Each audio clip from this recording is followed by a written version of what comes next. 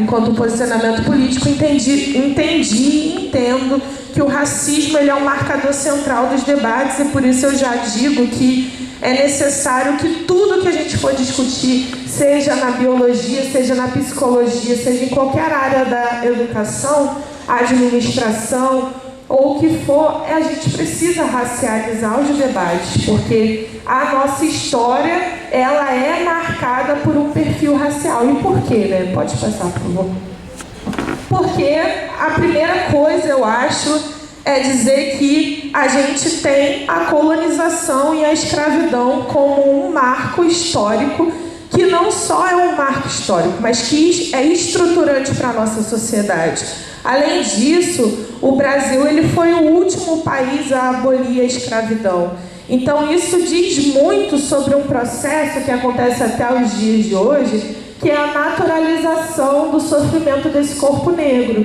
E aí eu trouxe algumas imagens, né, que a gente sempre encontrava no livro de história, quando estava nas escolas, que é aquela primeira imagem dos senhores sentados à mesa, com uma mesa farta, e as crianças negras no chão, com os negros escravizados também, a chegada, né, como eles nomeavam, dos portugueses aqui nas nossas terras, encontrando os indígenas, como se fosse esse processo de descobrimento, quando na verdade é um processo de invasão.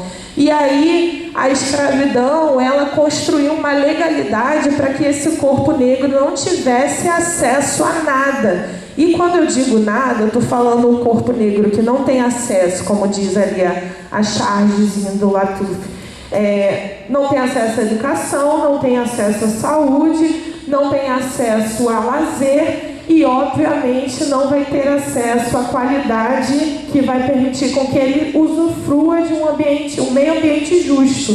Então, a escravidão é um período que marca muito a nossa história, né, enquanto população negra.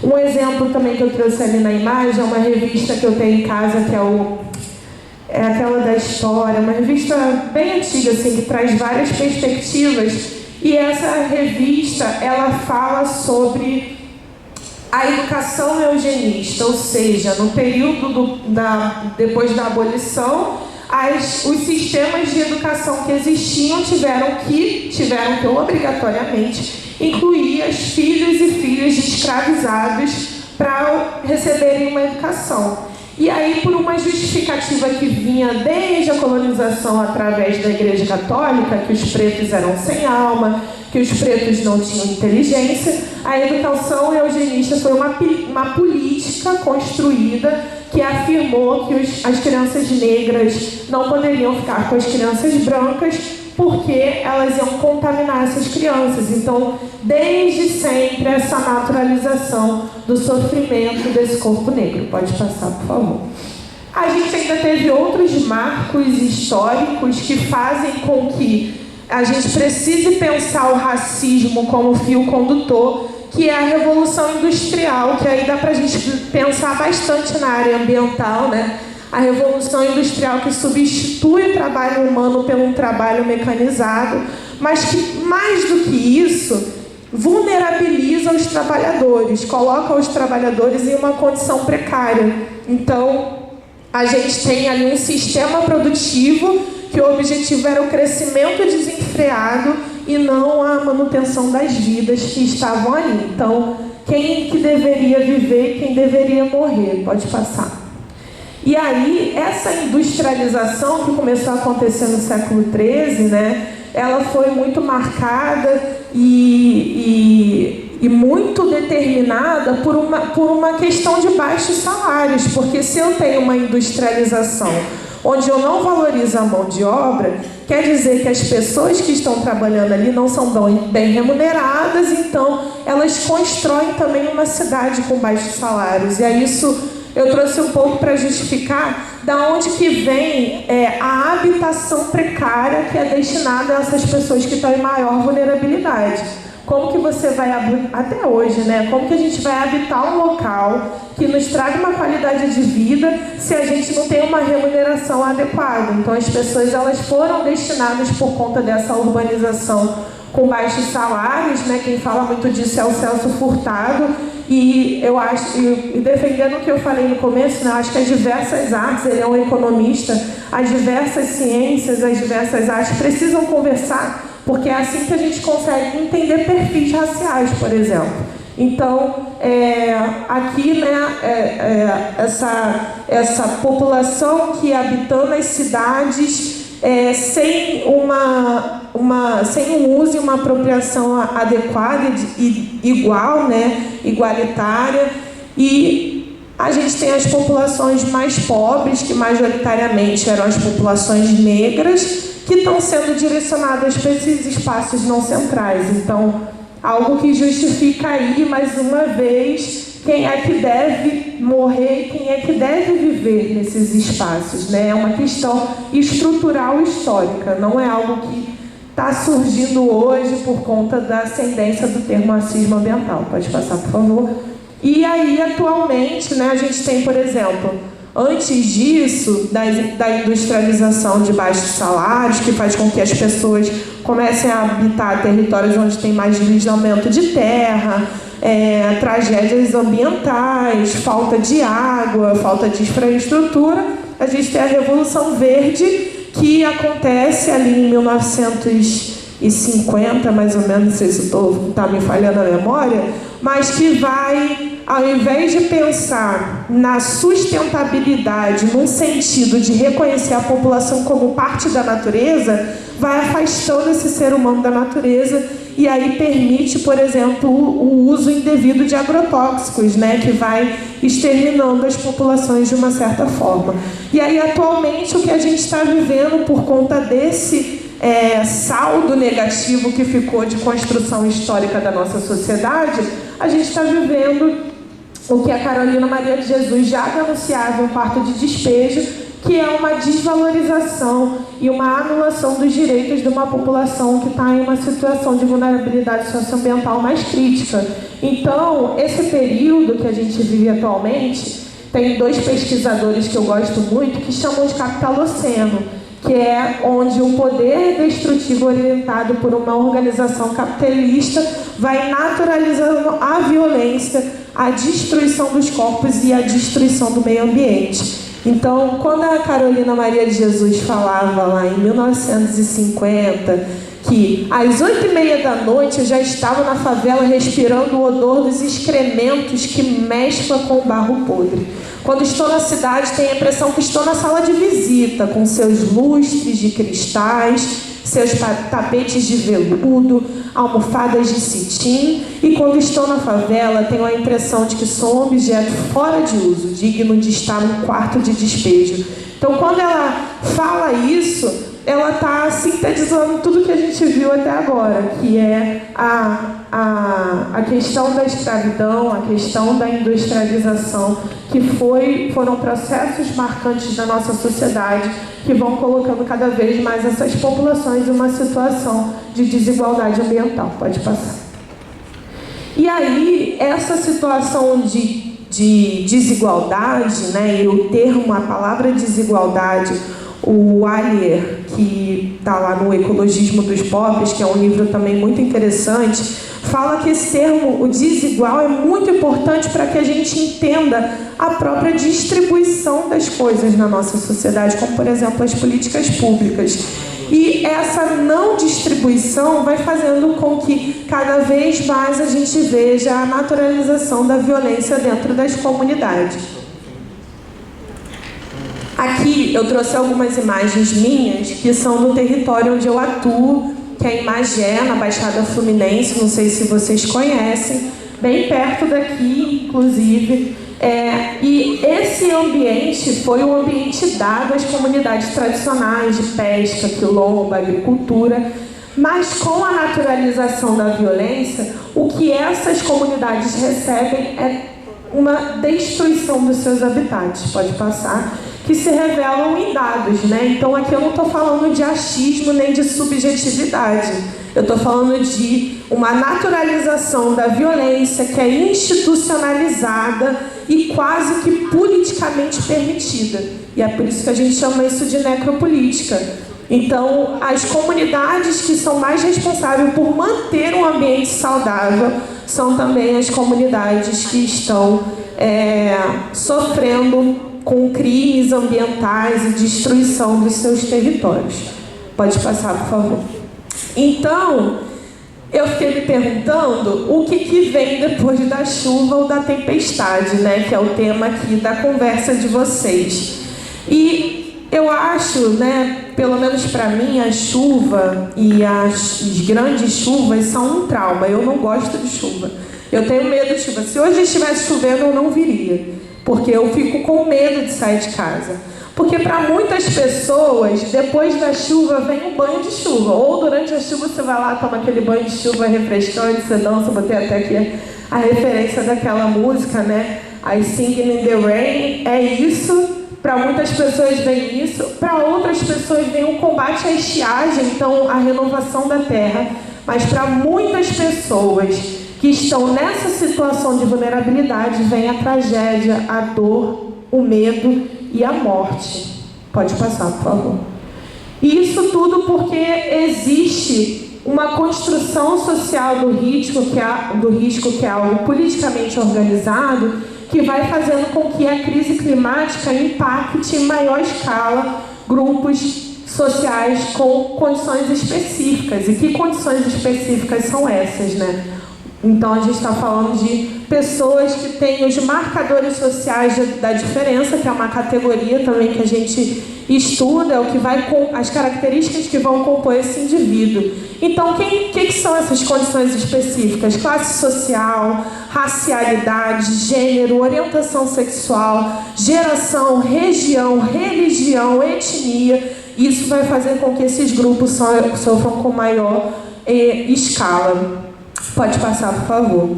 E aí, eu volto para a pergunta anterior de quem pode viver e quem deve morrer. E aí eu referencio também a Bia Ferreira, que tem uma música que várias músicas, né, que ela vai colocar como a raça é um marcador para determinar quem vai ter direito, quem vai ter acesso. E eu trouxe essa música específica dela, que para mim responde essa pergunta.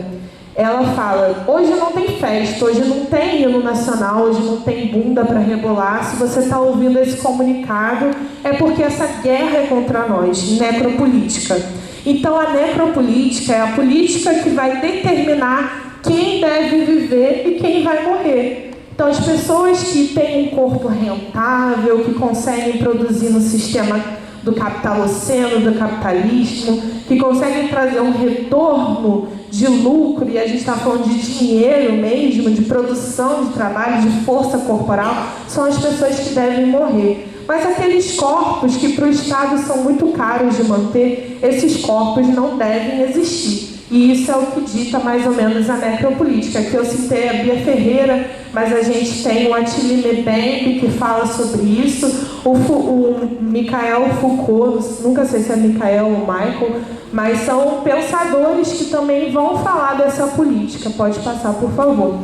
E a gente está falando, né, de um Brasil que a maioria da população é preta, mas é a maioria da população, a população que mais morre. Então, existe uma contradição muito grande, né, entre quem sustenta esse país e quem está determinado a morrer ou ao tomar um tiro da necropolítica. Pode passar.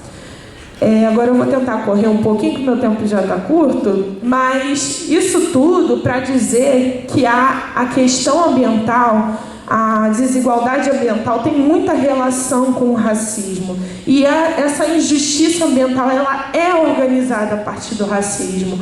Porque foi no período colonial que esses corpos negros, periféricos, quilombola, indígenas, perderam o seu direito de continuar existindo. Então, a gente pensa que o racismo que estrutura essa sociedade, determina quem vai ter acesso e quem não vai ter acesso, é o que vai organizar também como que a injustiça climática ambiental vai acontecer.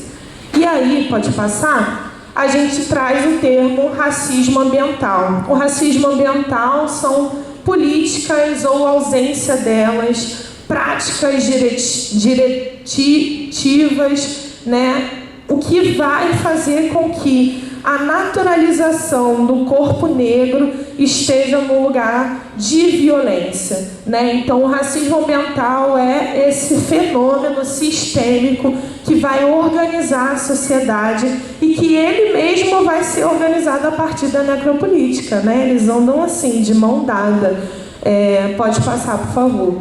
E aí, onde a gente consegue encontrar exemplos de racismo ambiental, né? Quando a gente vê para onde que os maiores conflitos socioambientais estão sendo direcionados. Então, quando a gente fala de desmatamento e queimadas, não tem como a gente desassociar esse papo das comunidades indígenas que habitam essas áreas que estão sendo desmatadas. Quando a gente fala de petróleo e da contaminação, né, que o petróleo causa, não tem como a gente desassociar esse impacto desse conflito das comunidades pesqueiras que vivem a partir dessa água que está sendo todos os dias poluída.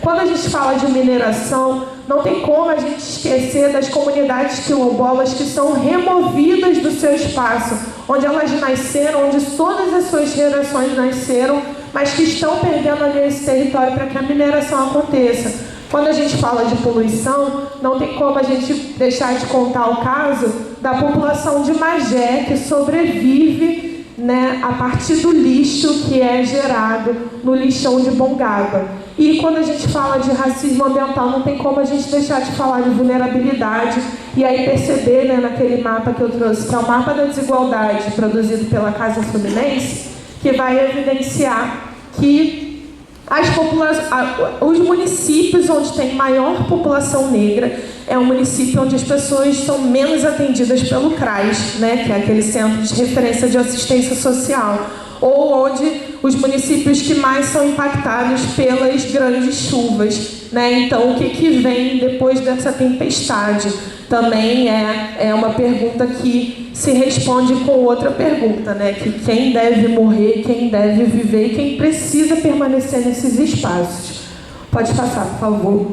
Então, a gente já conseguiu, pelo menos eu acho, né? A gente consegue imaginar quem são as pessoas impactadas pela crise climática, que é totalmente atravessada pelo racismo ambiental. Pode passar. São as pessoas que sobrevivem e que, segundo o relatório do IPCC, que é um relatório muito importante para a área ambiental, são as pessoas que mais preservam o meio ambiente. Então, eu tinha mostrado uma imagem anteriormente, que só quem olhou vai lembrar, que é das imagens que eu tirei lá em Magé. Essas também são imagens que ficam ao lado daquelas que eu tirei em Magé. Será que consegue voltar rapidão? Porque aí a gente consegue ter uma noção mais ou menos, ó. Esses são os locais que eu captei, as imagens, e aí a gente volta para aquela imagem que é uma contradição expressa a partir dessa situação de vulnerabilidade. Então, à medida que eu tenho uma comunidade quilombola muito forte de pesca, de cata de caranguejo, eu tenho o despejo in natura de esgoto sendo feito, a ocupação por petrolíferas, né, dentro da Baía de Guanabara. Então, essas são as pessoas impactadas pela crise climática. Pode passar, por favor. E essas pessoas que são impactadas, que de acordo com o PCC são as que mais conservam o meio ambiente, engraçado, elas não são as que mais poluem, né? E aí eu também cito o relatório da Oxfam, que vai falar sobre quem é que está gerando poluição, e nesse debate sobre gases do efeito estufa, crise climática, aquecimento global, destruição do meio ambiente, quem é que está sendo realmente responsável por isso? Com certeza não são as populações tradicionais. Pode passar, por favor. E aí esse termo, né, da justiça climática, que é um desdobramento da justiça ambiental e, na verdade, é um movimento de luta para que a gente consiga conquistar, entendendo que muita coisa não vai voltar a ser como era antes, mas que a gente consiga reconquistar o nosso território. E lá no Mirindiba, que eu vou falar um pouquinho melhor nos meus últimos minutos, rapidinho, calma aí, a gente tem uma base muito forte da educação popular e a gente acredita muito no saber tradicional, popular, da base, e a gente aprendeu isso demais com o GEASU também, que é entender quem é que está construindo a solução, entender como que essa solução está sendo construída e chegar lá não para se apropriar e nem para interferir, mas para construir junto. E é por isso que a gente traz aqui os alertas, né, do Ailton Krenak, do Nego Bispo, que vão nos ajudando a entender que desde sempre as populações indígenas, quilombolas, periféricas são as mais impactadas pela crise climática, mas desde sempre eles já estão anunciando isso. Então, por isso que é necessário a gente olhar para esse debate climático, esse debate da justiça ambiental, com uma lente de racialização. Pode passar. E aí, eu queria terminar também, eu vou pedir 2 minutos ou 3, porque eu não queria terminar com esse sentimento de que está tudo errado, de que o racismo ambiental é uma coisa presente, que existe a naturalização da violência.